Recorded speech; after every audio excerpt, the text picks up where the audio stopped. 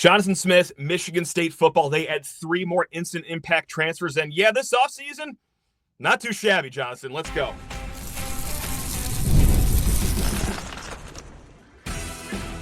You are Locked On Spartans, your daily podcast on the Michigan State Spartans, part of the Locked On Podcast Network, your team every day.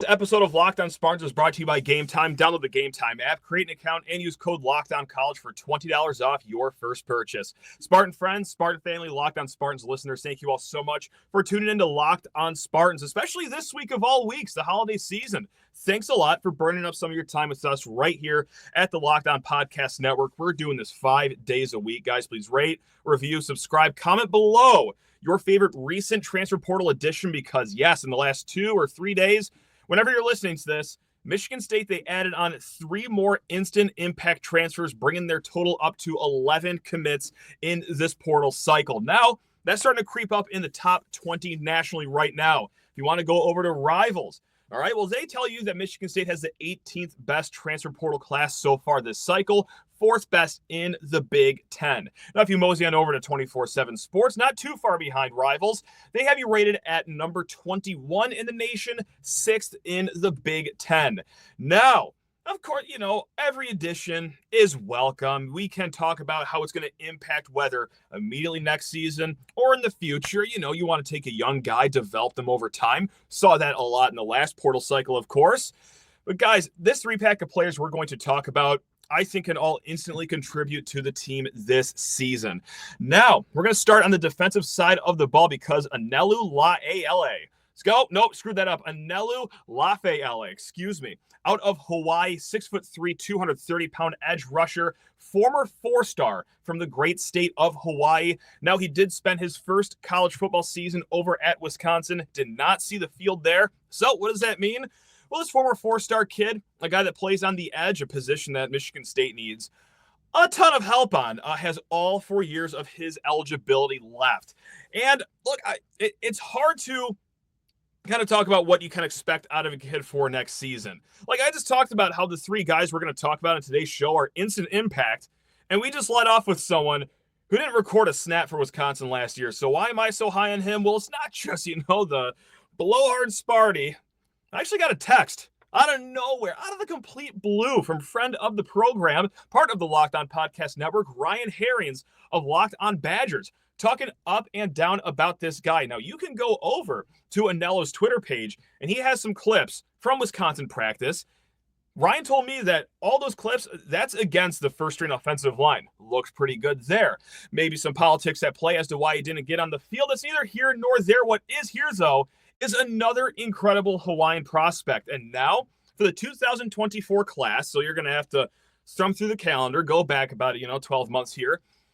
If you go to the 2024 cycle, this Michigan State team now has 3 of the top 4 Hawaiian recruits from 2024. We have offensive lineman Rustin Yun. He was the second highest rated. And then, Kike Burnett, who, just like Anelu, was an edge rusher coming out of high school. Now, you even want to roll back the calendar a little bit further. In the 2023 class, recent signee Leonard Ayu, he was the number 4 guy out of the state of Hawaii. So, yeah, there's a Hawaiian to Michigan State pipeline at work right now. So what does this mean for the edge position? Again, I'll say it. You guys already know it. If you even watched half the season last year, you already know it. They need help in the pass rush department. Literally a historically bad pass rush. What was it? 6+ games without a sack last year. The longest streak in FBS football since 2004. It was not great. So right now, you lost Chris Bogle to graduation, of course. So who else is in the room right now? Well, it's also Anthony Jones, Jalen Thompson, Tyler Gilson, who did not play last year. And I also do wonder what's going to happen with Leonard Ayu. Profiles as an outside linebacker, but he has the speed and the build to be an edge rusher. So here we go, another offseason where could they pull down some linebackers to play that edge position? Hey, you know what? If you want to bookend it with the 2 Hawaiians that we got here, I don't think that's a bad place to start. Again, this is a room that needs a lot of help, and Michigan State got it right there. This is something that we've been borderline getting emotional about this portal cycle is where are the edge rush, not just commits, but visitors on campus?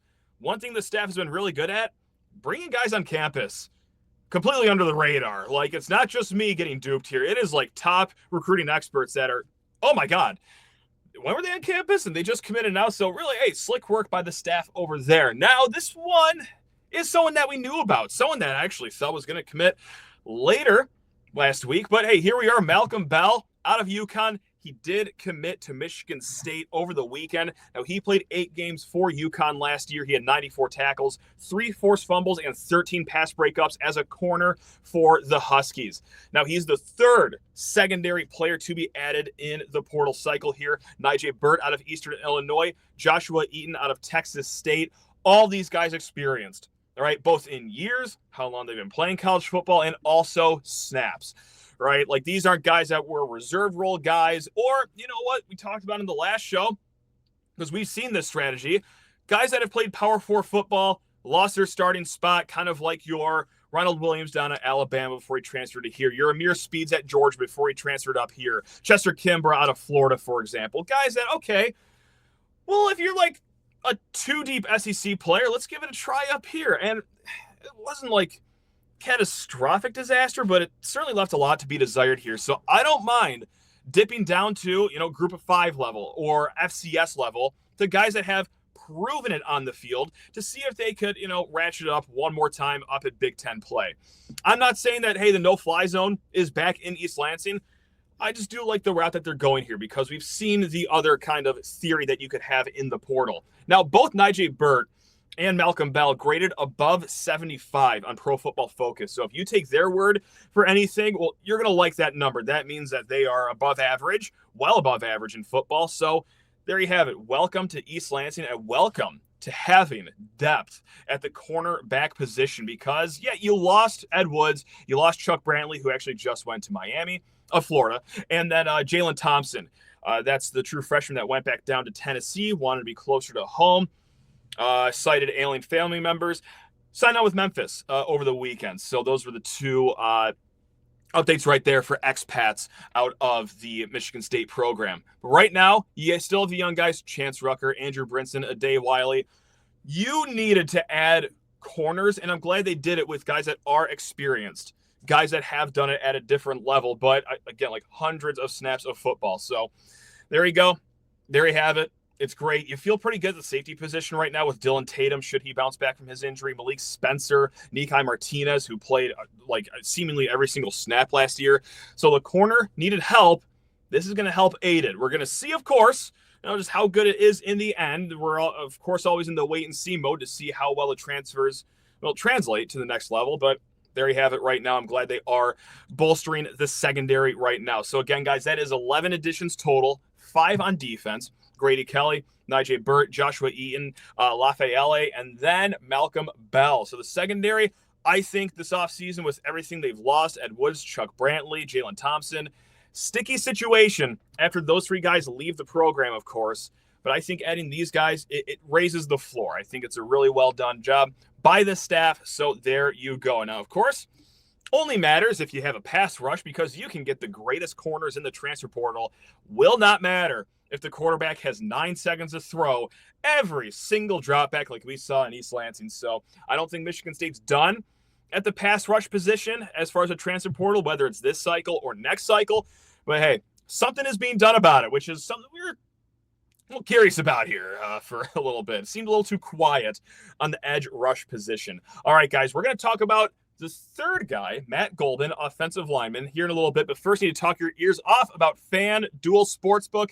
And guys, hey, if you listened to last episode, you listened to the ad read, you already know that on America's #1 sportsbook, of course, you're talking FanDuel.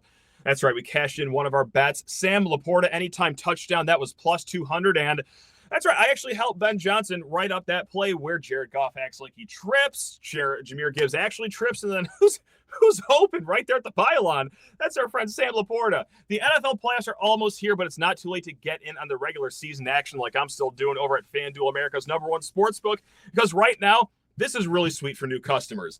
You can finish the season strong with $250 in bonus bets if you win your first $5 bet. They have so many ways for you to pick up that W. Like, for example, guys, I love betting on which players will score a touchdown. Also sprinkle a little bit on A.J. Brown for the Eagles, too. It was was a profitable weekend over here at the Sheehan household. It is thrilling over at FanDuel. Just visit FanDuel.com to join today. Again, guys, it's FanDuel.com for your chance at $250 in bonus bets if that first $5 bet win. Make every moment more with FanDuel, an official sportsbook partner of the NFL. And Home Field Apparel, keeping it fresh on the body, keeping it comfortable too, because whether it's their t-shirts, long sleeve t-shirts, crew neck sweatshirts, their hoodies, which I just got for Christmas over the weekend. Thank you very much, Mom, for the home field hoodie. They are the greatest articles of clothing you will have in your wardrobe. Now, what's Home Field all about?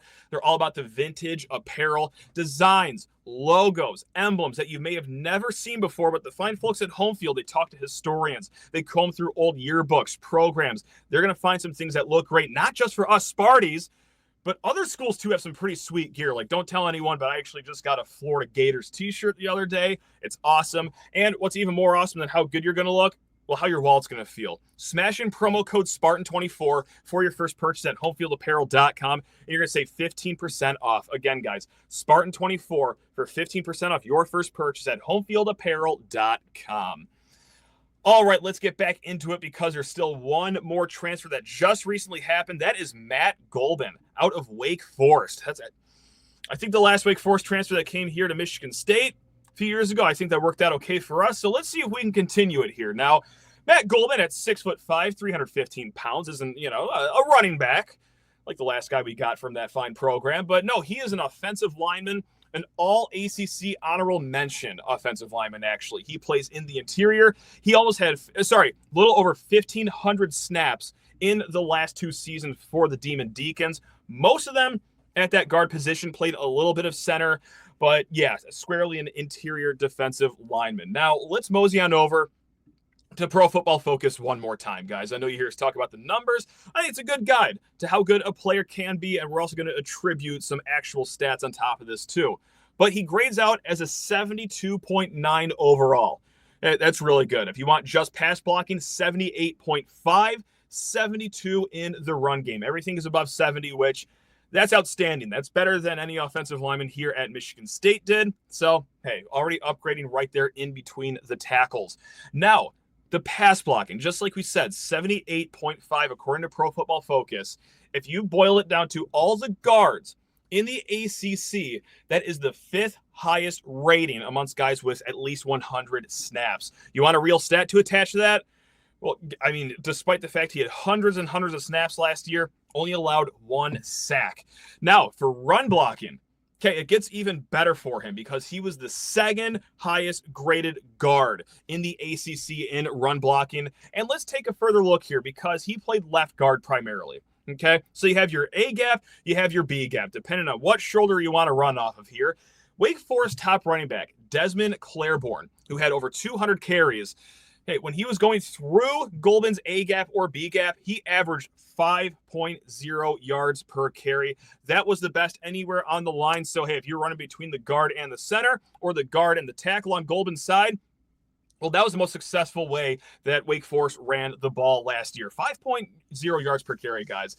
That's not too shabby. They did that 59 times. So is he the best lineman in the room now? Like we just saw Tanner Miller leave. Luke Newman also left. Both those guys are out of eligibility. Matt Gulbin coming to East Lansing as the best offensive lineman?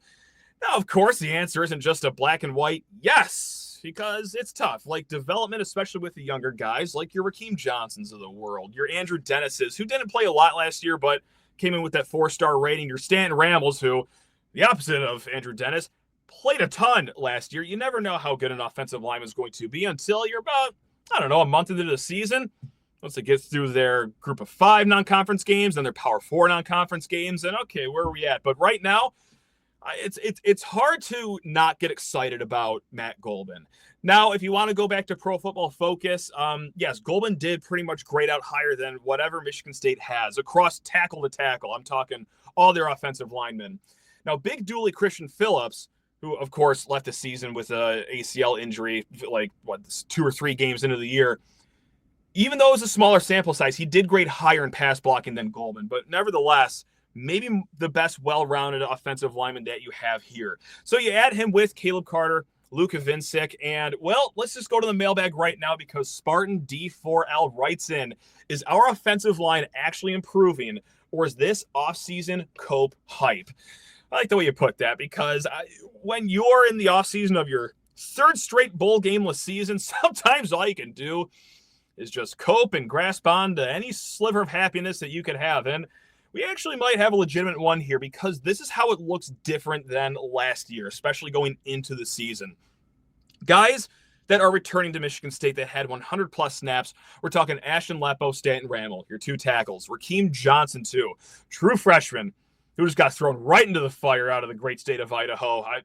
He got some good experience here and actually played pretty decent for a true freshman. Now, these are also two guys that were starting before injury. Gavin Brocious, Christian Phillips. Of course, they had just horrendous injury luck at that right guard position. Now, these are also guys that had a handful of snaps, so not over 100 snaps, but guys like Cooper Terpstra at center, Rustin Yun, another true freshman, Charlton Lenieski, and then Andrew Dennis, who I think had less than 10 snaps, but again, very high pedigree coming in here.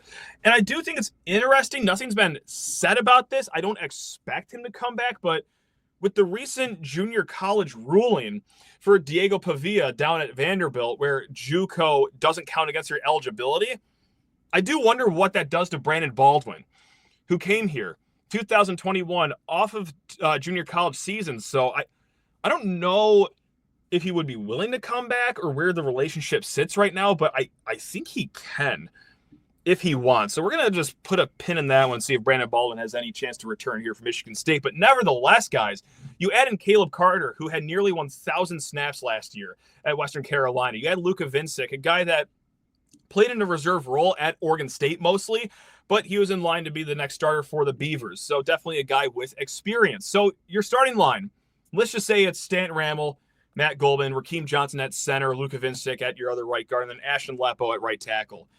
Well, your reserves right now could be Gavin Brocious, Christian Phillips, and, anyone else that we named. So, I mean, guys, instead of last year, where we're going into the season very scared about the offensive lineman depth, I think for a good reason, and unfortunately, that was proven to be incredibly true, where Dallas Fincher was the only reserve offensive lineman with any college experience. Well, now it's a little different this year because let's say that Brocious and Phillips are your reserves, and this could all change, of course, by kickoff next year.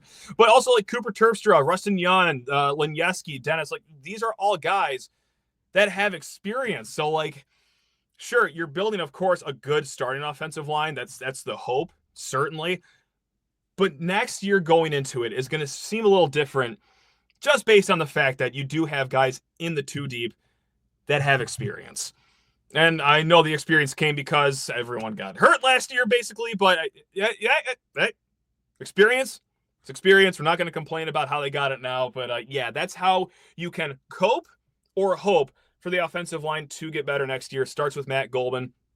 Really good transfer so far on the offensive line. Guys with experience. So strong recruiting class, or I guess strong portal class, you can say so far. Now we're going to talk a little bit about the college football playoffs here. Just does it impact Michigan State at all? Do I have anything to rail on? Of course I do, but first you need to talk your ears off about Gametime, the greatest ticketing app in the land. Guys, you've heard me talk about Gametime up and down for weeks, if not months, because they're the greatest ticketing app out there. Whether it's flash deals throughout the week or even months ahead of an event that you want to go to, you're going to save big money and great sections on great tickets. Or if you're the procrastinator, you're just walking up to the arena and then you realize, oh, that's right, I meant to buy those tickets a few days ago, but I never did. Is it too late to save money?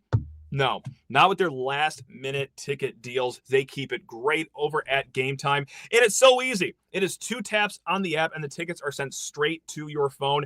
You're not going to rummage through your email after 15 clicks wondering where on earth are my tickets as you're outside the venue. No, it's 2 taps and they're zapped straight to your phone. They're going to make it easy for you right off the bat when you download the Gametime app, because when you create an account, use promo code LOCKEDONCollege to save $20 off your first purchase. Terms apply. Again, create an account and redeem code LOCKEDONCollege for $20 off. Download Gametime today. What time is it? It's game time.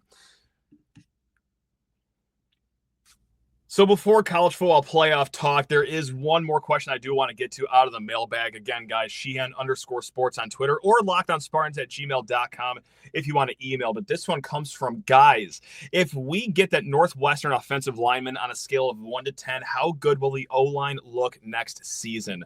Now, he's referring to Josh Thompson, a guy who graded as one of the best in the Big Ten and SEC combined. He's an offensive guard, just like Matt Gulbin. And that's where I think that, and I haven't heard this from anyone, I'm just writing or reading the writing on the wall here, some tea leaves, whatever cliche you want to use. I do wonder if the Golden pickup maybe is a staff saying that, okay, perhaps the Josh Thompson ship has sailed because, well, he's highly sought after, of course. I think he just recently visited Michigan. If not, that'll be soon. He's visited a few SEC teams. So the Josh Thompson sweepstakes are going to be very tough. Michigan State fortunate to get one of that first visits. And I still think they will try for his services. But yeah, I do wonder if the Golden pickup was us saying like, okay, let's just get the next best available guy. But my goodness, let's answer the question. If they do get Josh Thompson from Northwestern out of the portal, and I said that I'm going to try to like tamper expectations and like limit excitement on portal pickups moving forward here, because by and large, portal pickups are Band-Aids on top of holes. It's very hard to get a bona fide difference maker like you did with Kenneth Walker a few years ago. But, guys, I mean, come on. Like, yes, sure. Like Stanton Ramble, Ashton Lepo is your tackles. Okay. But inside, if you get Matt Gulbin and let's call it Josh Thompson as your guards, and then Rakeem Johnson, or maybe you move Gulbin to the center. Regardless, if you have Gulbin and Thompson in the middle, and then take your pick of Vincic, Rakeem Johnson, Gavin Brocious, Christian Phillips as the other interior, that's not just a really good starting unit, but that is some really good depth you have behind those guys. So a scale of 1 to 10, oh God, would I be crazy to say like 7? Now, I do wonder about the tackles. I can, hold out hope that Stanton Ramble can take a jump from a left tackle from his first year playing full-time to the next year. And I do wonder if they're going to be satisfied with Ashton Lepo at right tackle, if they're going to keep on trying to get someone at right tackle out of the portal here. But nevertheless, just with those three in the inside, well, that's a really strong foundation. So I'd go 7 out of 10 right there for that one. But yeah, I'm not hopeful in Josh Thompson. Would love to be wrong on this, but that would be a really important pickup for Michigan State should they do it. Now, Brian writes in, LockedOnSpartans@gmail.com. With the wins and losses that teams had over the weekend, do you think MSU is way far behind or closer to competing for college football playoffs again? Now, if I'm reading this question correctly, this is is Michigan State further or closer to just competing in the college football playoff? Not competing for the national title, like winning games. Are they just close to getting there? And I say this, let's just look at it from 40,000 feet above sea level right now. This is a team that has gone bowlless the last 3 years. Like, there is still work to be done here in East Lansing. I'm not saying that Michigan State is going to be one of the top 12 teams next season, but after watching those 4 games over the weekend, I am thinking like it's not as crazy as I thought before this whole weekend started, because what has not changed from this year to even the BCS years where you just have the top 2 teams play is that the gap between 4 and 12 is seismic. But is the gap between, like, I don't know, the 12th team, like SMU, for example, or your Indiana's, like, is it really that big where MSU can't get there in the next 3 seasons, 2-3 seasons? I actually don't think so, because Michigan State, well, first and foremost, they sit in a really good position in the fact that they are in the Big Ten. I do wonder moving forward here with SMU just absolutely taking a beating by Penn State, if ACC from here on out is going to be a one-bid conference. Now, of course, that's going to fluctuate throughout the years, but that was not a good debut for the ACC conference runner-up there to get just schlacked around like that. So it's good for Michigan State that they're in a conference where finishing in the top 4 any given year, kind of like Indiana just did, should be enough to get them in the conversation, if not just in the 12-team playoff. So, hey, just by being in the conference, well, that's the first check right there, because I don't know if you guys have also seen, but it's also abundantly clear the college football media is already setting up their agendas to stake how things should be moving forward here. And I think that was, I'm going to go off on a tangent right now. that was really a shame. How the weekend went, just on like an online like coverage sort of thing, whether it's on Twitter or whether you're watching these shows with Kirk Herbstreit, Josh Pate, Paul Feinbaum, what have you guys know who I'm talking about. That it wasn't just like, hey, Notre Dame looked really good against Indiana. This is awesome. No, before the game was even over, while the body was still warm of Indiana, they're talking about, oh, how it should have been Alabama this whole time, or, oh, it's a shame that Indiana got in here. Like, first of all, when this decision was made a few weeks ago by the committee, Alabama versus Indiana was not even really a conversation. A one-loss team in a Power 4 conference getting in is a no-brainer. Like, you want your teams to make it? Well, don't have them lose. And not just lose, but, like, just get rolled by a 6-6 Oklahoma team, by a Vanderbilt team that, yes, greatest Commodores team of all time. That's still not a great team. Like, one team proved it on the field, the other one didn't. So instead of talking about how great Notre Dame looked, their bounce back from what they did against Northern Illinois to start the season, you don't hear anything about Notre Dame. You didn't hear anything about how good Penn State was. You didn't hear anything about any good team over the weekend. You just heard about how horrible it was that the SEC got shut out. And that, oh man, Lane Kiffin's Ole Miss team that couldn't beat a Kentucky team at home, if I'm not mistaken. Yeah, they're the aggrieved ones. It's so wrong. So why do I bring up that, oh, it's good that they're in the Big Ten? Well, I think it's going to be clear that moving forward here, it's going to be SEC and Big Ten dominant. That's where the money comes from, baby. Like, this is going to be more of an invitational than it will be a fair tournament moving forward if all these talking heads get it their way. But I just thought that was a really, it's kind of like, I don't want to be over-exaggerating here. It's kind of a gross way to cover the college football playoff. Like, it's the first one in the history. You have all these great teams doing good things, and instead it's just still crying for an Alabama team that had their fair share of chances to get it done, or an Ole Miss team that, my God, certainly had their fair share of chances to get it done, but didn't. They couldn't beat a mediocre Florida team. They couldn't beat the mediocre Kentucky team. So here you are just watching guys just whine and cry. And like, look, I know I do it on this show all the time, but oh my God, just be an adult and just talk about the games that are actually happening. And also realize too, the fix is easy. Like, it's just, the fix here is, okay, no more auto buys for a conference champion, which I kind of wrestle with. You know, I think that winning your conference title, the Big 12, the ACC, what have you, should be rewarded with something really strong, you know, like a bye, for example. But you got to get rid of all those, because tell me that we're having this conversation of, oh, the blowouts are horrible. Who can watch this? The right teams didn't get in. No. Like, tell me, like, you just don't give Arizona State a bye. So instead it's like, I don't know, SMU at Arizona State. Like, that's a really competitive game.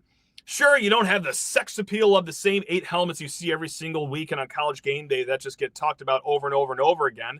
Well, let's say, for example, it's, I don't know, Indiana at Boise State in the first round. Like, those are compelling matchups. Those are great games, a lot closer. And it's just as easy as that, just not giving out buys to conference champions immediately. So to go back to your question here, Michigan State close to like competing for a national title? No. But you got to jog before you sprint. And, well, the jogging point is getting into the top 12 teams. Will it happen this year? I'd be a little surprised, but you never know what happens. Everyone's rosters are still being made for next year. But are they, within reason, can they get to the top 4 of the Big Ten in the next 2-3 seasons? Yes, with how much parity there is between, like, those 12th ranked teams and the, I don't know, 30th ranked teams, for example, I don't think the gap is that wide.